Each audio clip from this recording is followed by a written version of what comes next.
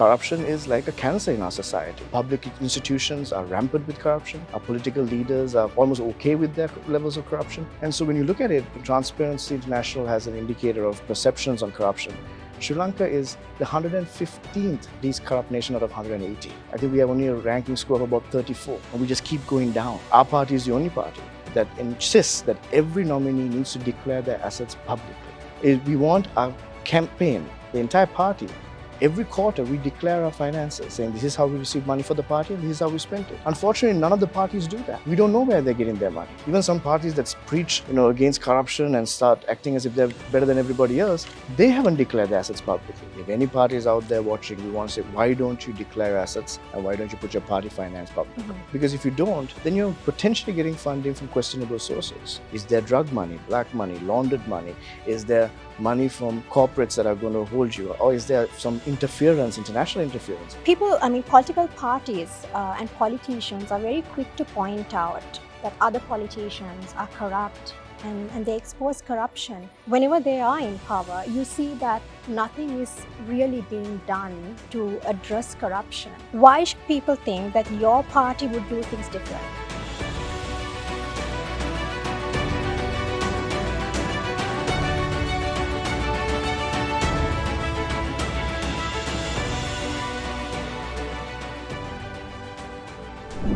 Welcome everyone, you're watching Conversations with Alanki.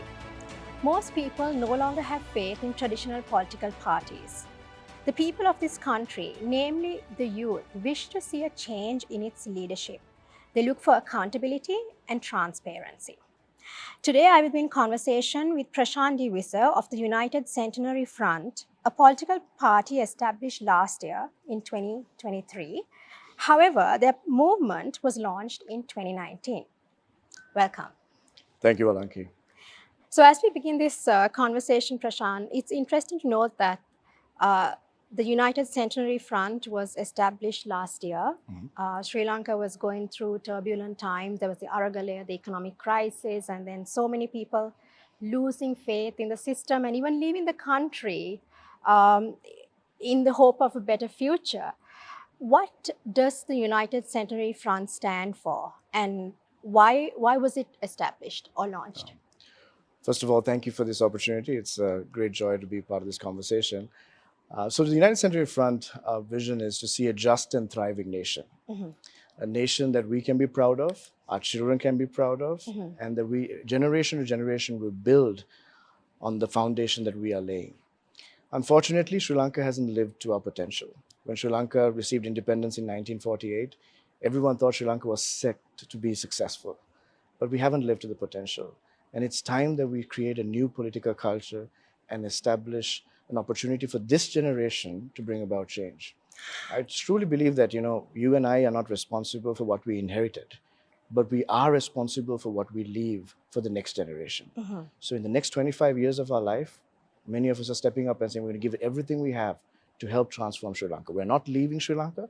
We're staying here and contributing. And yes, last year was a difficult time, but it also was a hopeful time where a generation of people got up together to stand up against injustice, incompetence, and tyranny.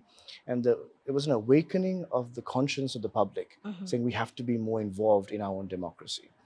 But I also have to say that this was not something we started last year. We started as the Centenary Movement back in 2019. We created a vision for Sri Lanka at 100 years of independence, when we are in our mid-60s. What's the kind of Sri Lanka we want to leave?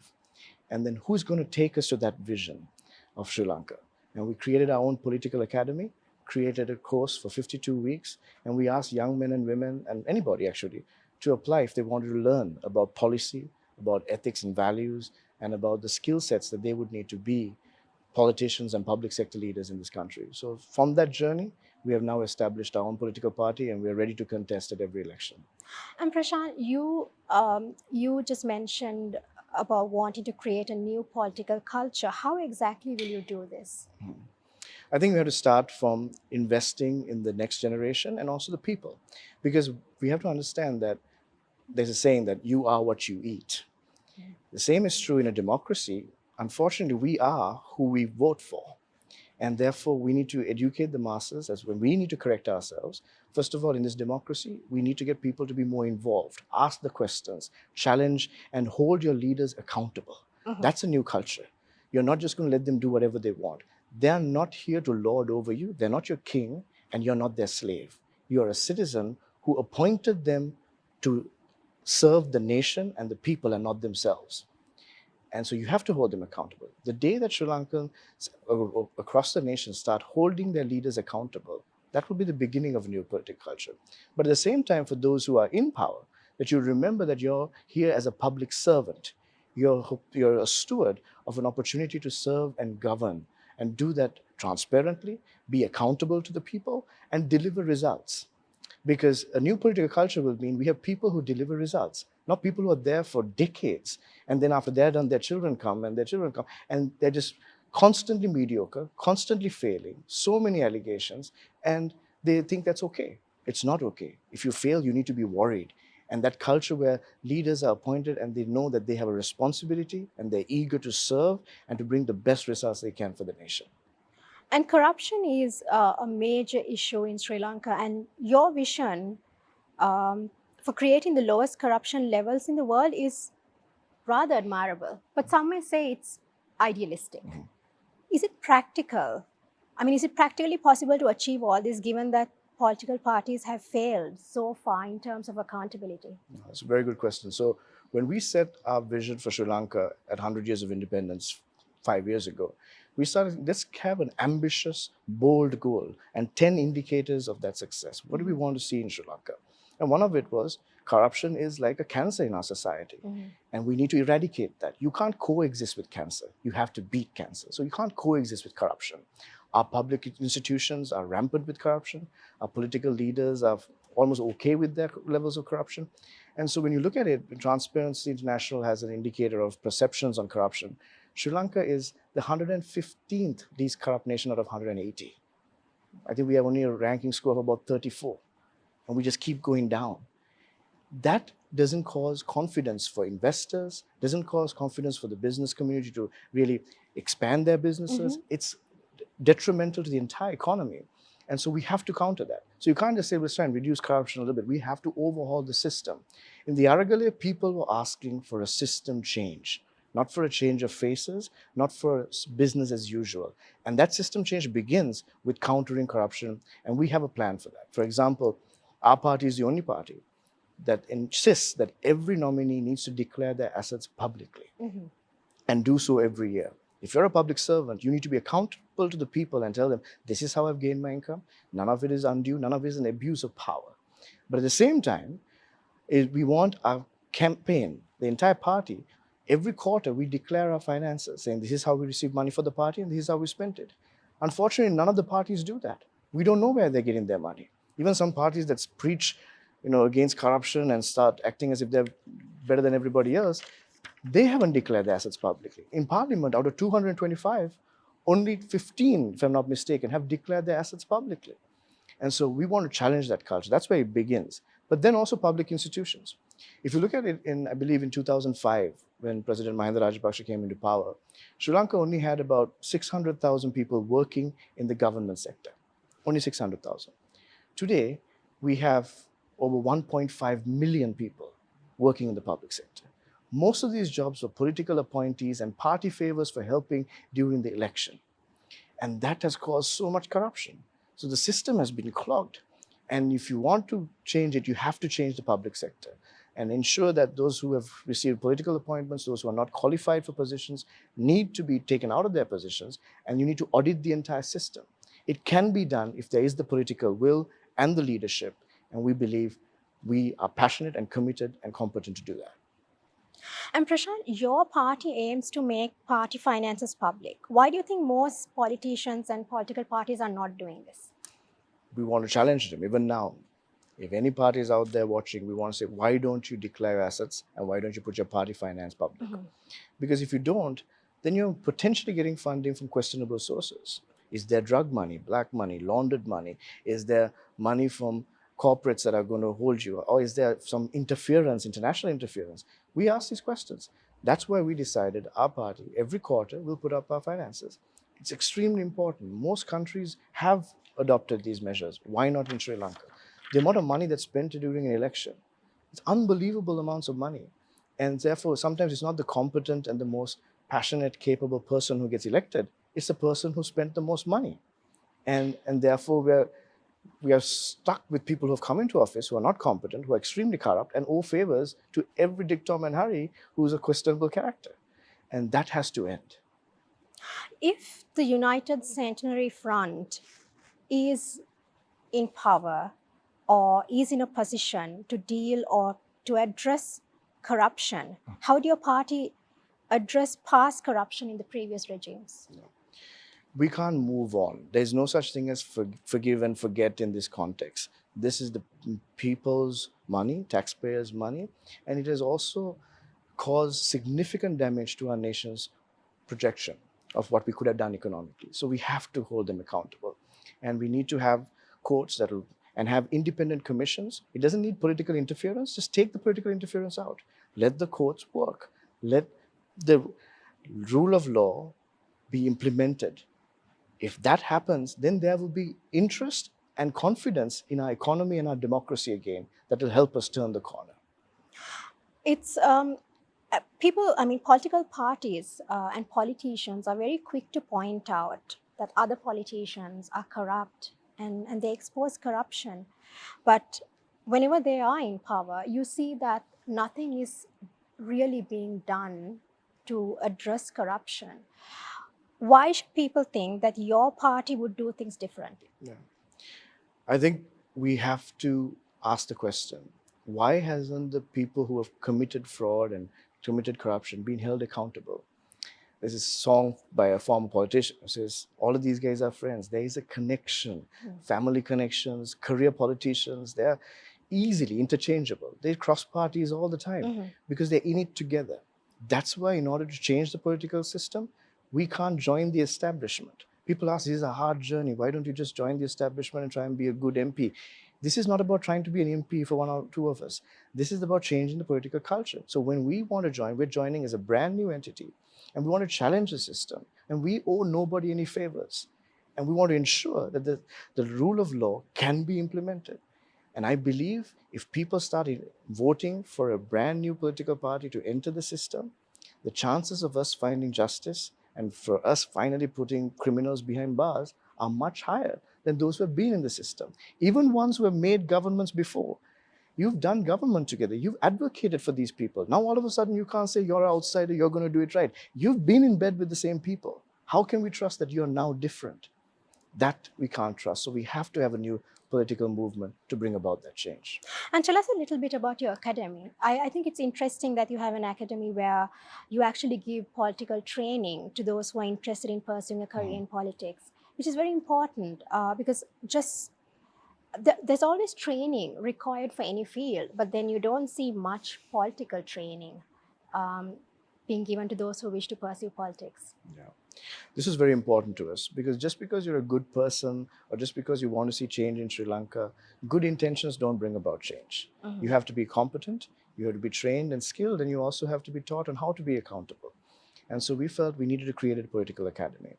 And not just, so in this academy, 6 months is on policy, on key areas of policy, looking at Sri Lanka's past in these policy areas and how to bring about new policy, how to implement and so on. And then 3 months on political skill. How can you get elected? How do you become a more effective speaker? How do you raise funds? How do you do grassroots campaigning? But then 3 months on character and integrity to ensure that you have the right values, that you don't become like the very thing that you hate that's in power right now. And it's 1 year. On every 4th of February on Independence Day, we graduate a new class. So far, we've graduated 170 students, representing 120 polling divisions across the country. And many of them want to run for office. All of them want to be in the public sector. And we believe they will do better. And even to be part of the academy, you need to have academic qualifications and competence, and that you need to be, also we need to be accountable. We actually give a mentor to every student. So they have a mentor for, like a life coach. Are your finances in place? Are you susceptible to become corrupt? What sort of systems are you holding to ensure that you're not going to be just like the parliamentarians that you hate?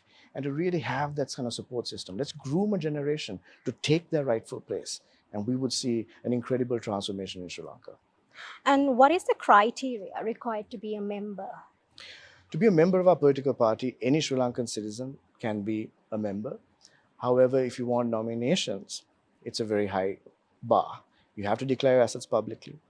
You have to have academic and professional qualifications. You have to have shown some level of leadership and excellence that you have done. We don't want career politicians. Show us that you excelled where you are at, that you have the competence to now come into the public sector and make a difference. And at the same time, we obviously have no one with any criminal record or any sort of compromising behavior in the past. We will not tolerate that. And so becoming a nominee is much harder, but membership is open for those who are passionate about our values and this vision and are not aligned with any other political party.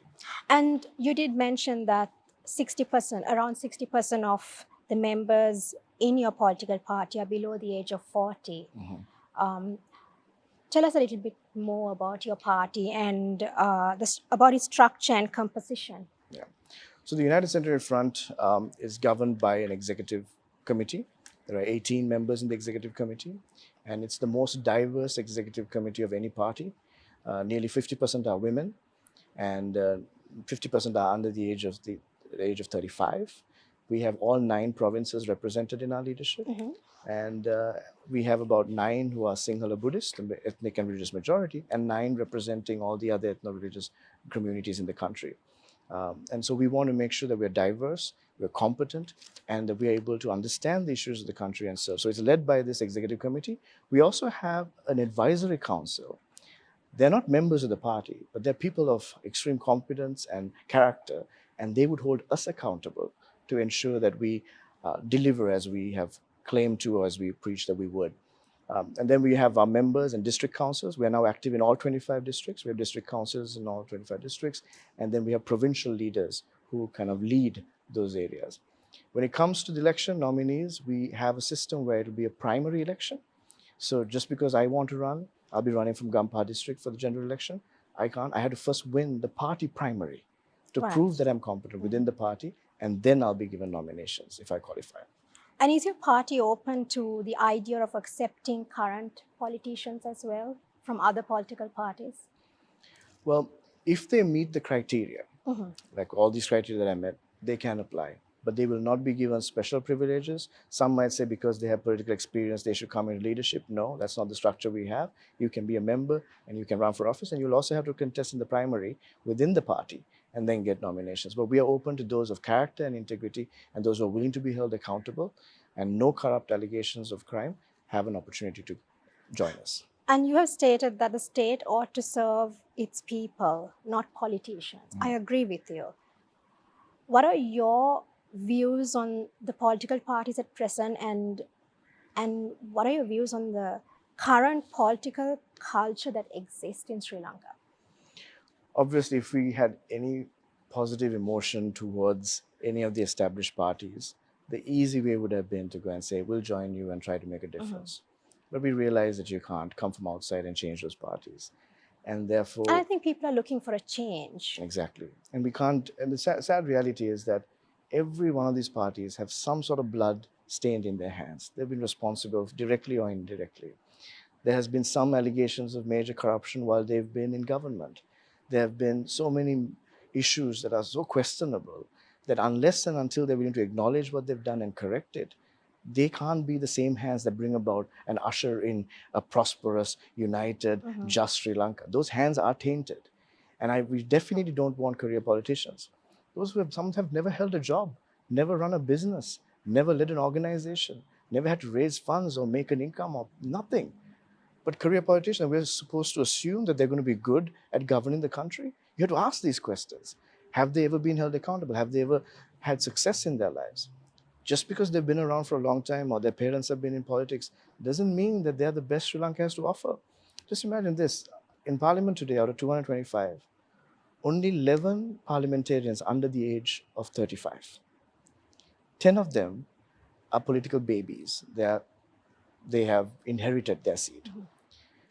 Now, are they the best among their generation? Only one person who's not inherited politics, but run. But there are so many competent, capable young men and women across this country. They can't enter this system. They won't get nominations. They can't afford to run a campaign. If Sri Lankan cricket team in 1996 decided, well, this is the best team we've ever had. Let's make sure that we appoint them as the cricket board. And from now onwards, it'll be their children who'll play cricket for the rest of eternity. None of their children were even selected to the current national team. In a meritocracy, they won't make it. But in politics, we are satisfied with mediocrity, satisfied with corruption. That has to end. And we want the Centenary Movement and our United Centenary Front to be that platform to bring about change. And how will you use your platform and movement to facilitate a system change? First of all, you have to get the right people elected. And we want to encourage people out there. You can blame and start talking politics all you want, but some of you need to stand up and say, let's serve. It's a risky business. Many of us have either quit our jobs, have walked away and said, we're going to do this. You know, at the peak of our careers, if you're making money and establishing yourself, we need to be working right now.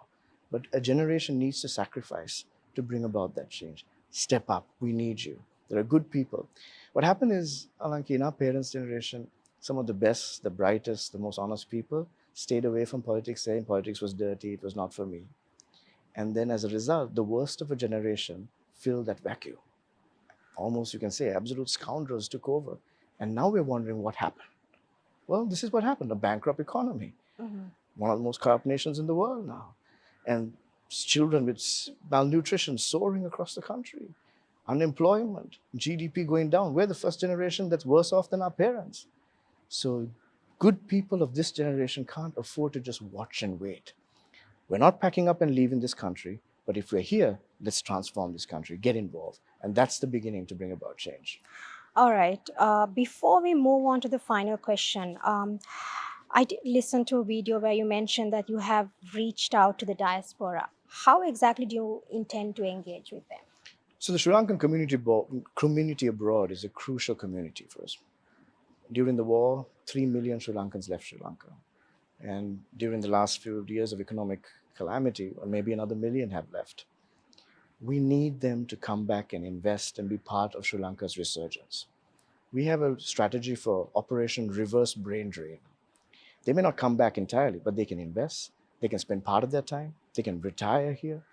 Because some estimates say that they went back to these countries and they contributed significantly to the GDP of their new country. Just imagine if they're contributing here. And so they have to play a crucial role. But whenever we go, and we've established now, I believe, 9 chapters in cities where Sri Lankans are there, and they're advocating for this new generation and this new culture of politics. And many of them say, we would have invested 10 times more if not for the corruption, if not for the bureaucracy, if not for these politicians. And I tell you, we'll astound the world with the amount of resources we bring back to this country if you have the right people leading and governing this country. And that's what we have to create. That will be a turning point for our economy. Prashan, your political party, the United Centenary Front, aims for a developed and thriving economy. How do you plan to achieve this? Great question. So when we look at our economy, especially when it comes to industrial growth, the current political administration is just trying to continue to beg for money, more debt, and hoping that will solve the problem. That's kicking the can down the road and putting the pressure on a new generation to solve the problems they have created. We need to develop industries. Tea, coconut, rubber, and apparel have been the industries that we talked about when we were in school. Right. Nothing has changed.